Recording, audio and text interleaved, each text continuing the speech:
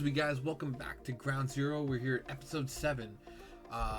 So last week wasn't so hot. We played Case Tournament, did not play so hot. Started off 2-0, ended up 2-3. We did not top it all.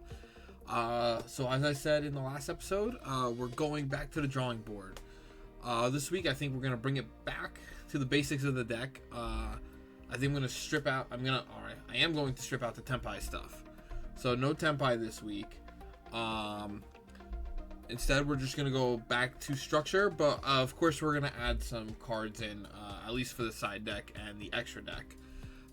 So speaking of which, for the side deck, instead of going the Tempai engine to try to help and crack boards, which it's not enough pulling into full boards with Tempai if you're not seeing field spell off the rip. We are going to add in 3 Ultimate Slayers. I played in the Philly Regional last weekend, playing Rizal Fiendsmith, and the card was just goated the whole day. Like, I saw that card, I won the game.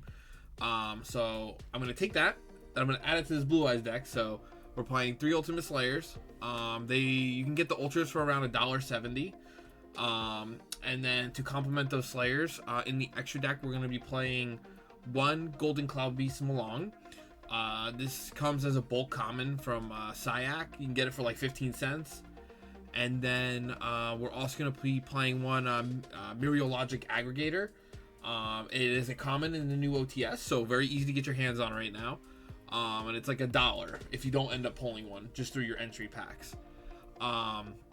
So obviously with taking the Tempai, we have some main deck changes, mostly just adding in more hand traps and putting some engine back into the deck. So let me show you guys what we're working with this week. Alright, so starting off, still sticking with the 3 bricks. We're playing the 2 OGs and the Jet. Jet comes up a lot for me. And honestly, I've won games just having this on the board because opponent doesn't know how to deal with it, or they can't deal with it. Of course, rocking 3 Sages. We actually pulled the ulti, unfortunately not for the series, but we're rocking it in the deck, but we're not going to use it as trade bait or anything like that. That would be cheating. We're going to be playing 3 Maiden. Again, this is all pretty standard, especially for Pure. We're going back to 3 Neo Kaisers. I really missed this card when I was playing Tempai. There were so many times where I was just like, I wish I had this for like the chain block, or even it's a good normal summon. If your opponent has like an SP, you can just normal summon this, hit the SP, and then continue to play if SP really like is something that's going to stop you in your tracks. So having a normal summon that's a kind of beefy is I do miss that. Of course, for the spells, 3 Wishes, mandatory. We're going back to 2 Roars since we're playing Pure. The 1 Ultimate Fusion. And the 1 Mausoleum.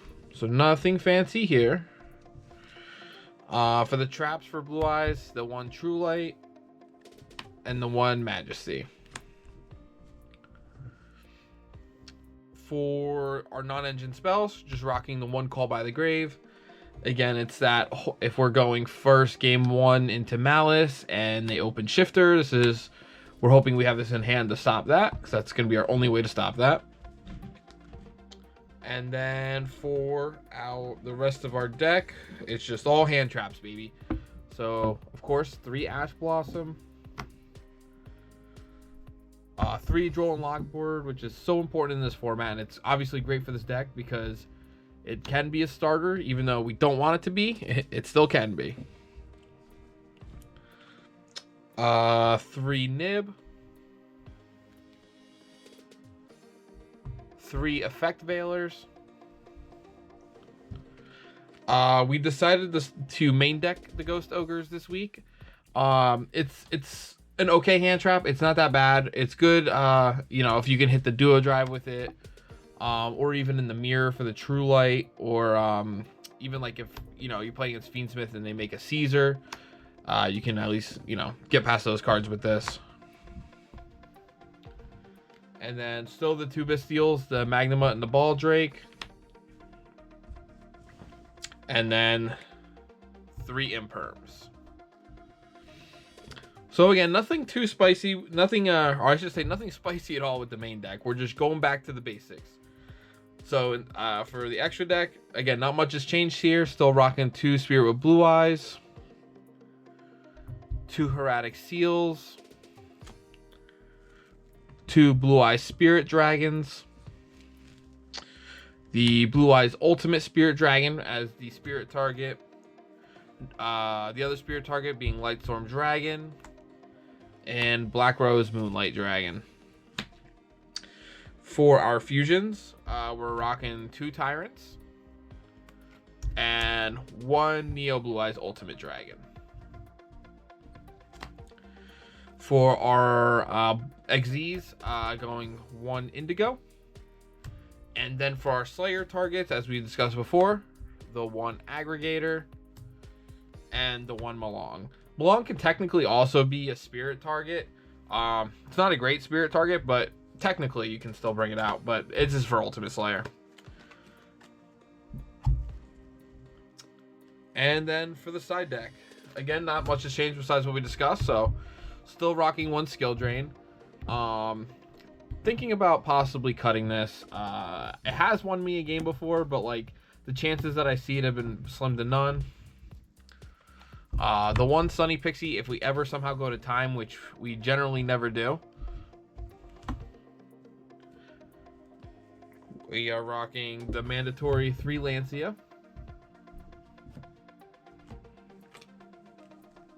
We are rocking the 3 Crossout. And we're mostly rocking the 3 Crossout. You can use it for the mirror, but it's just, I mainly have it for Shifter for when we play against Malice. So we can try to stop our Silver Bullet.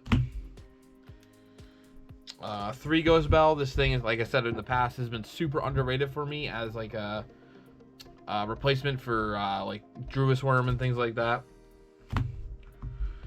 And then the newly added 3 Ultimate Slayers. All right, so that's the deck, guys. Hopefully we can do better than last week. Let's see if we can get some dubs this week. All right, so round 1 we play against Ryzel Mitsurugi. We lose the dice roll. We have Impermanent Ogre, which is able to stop our opponent's turn. We're able to play through some of his hand traps. We deal a little bit of damage. We pass our turn for turn 3 with Baldrake and the Spirit, which we turn into the Omni during his draw phase. It's enough to stop his Bonfire, and we win on the spot there. Game 2, we open way too many hand traps. We stop the opponent, but we end on a board. I think it was like OG Blue Eyes, and then we just die to the Mitsurugi clapback. And then game number 3, again, we open way too many hand traps going first. We end on a very suboptimal board. The opponent's able to crack it, like they're able to make 1 detonator under through all the hand traps. And then we're not able to push through the 1 detonator. Round 2, playing as Malice. We win the dice roll. We get Fuad. We give our opponent 2 draws. We end up with 2. So I decided to end up with 2 OGs on the field, with both the Ultimate Fusion and the Trap and a Nib in hand. So we have a lot of interruption and removal, especially against Malice. The opponent, through all the interruption, ends up on Druid and a Nib token. We're able to push through those with Tyrant and a Moonlight Black Dragon. So we played through all that. And then our opponent is not able to play through our Tyrant and Pop on the next turn, so we win. Game 2, we're able to stop our opponent on the Lizardos. Opponent's able to set up different dimensional ground with Thrust. We're able to make a Tyrant on his turn, on our turn, next turn, through the DDG. We're able to clear the board with Tyrant again. We have Veiler and Bell in hand. He was not able to play through it. It was definitely not expecting the Ghost Bell on the Reborn trap, and we clap back on the next turn. So we take 2-0 there, and then unfortunately I forgot to hit record for the last round. Wasn't much to see. Round 3 we'll play against Ryzel Fiendsmith. We lose the dice roll. We droll our opponent on their first search. This man still ends on Caesar, Detonator, and he made a Blind Dweller. Honestly, our opening hand had so much gas to push through a Caesar and a Detonator, but the Dweller is what killed it, to be honest with you, and the Blind Dweller was a good call by the opponent. Game 2, we get Fuad. We give him 1 draw with the Roar. We end up on the field because I don't want to give him too many draws with a deck like that. And we end up with the OG and the trap to pop. Unfortunately, our opponent's the goat, and he opens Harpy's Feather Duster. So he hits us with Harpies, kills obviously all our spells and traps, and kills all our monsters. And it's just GG from there.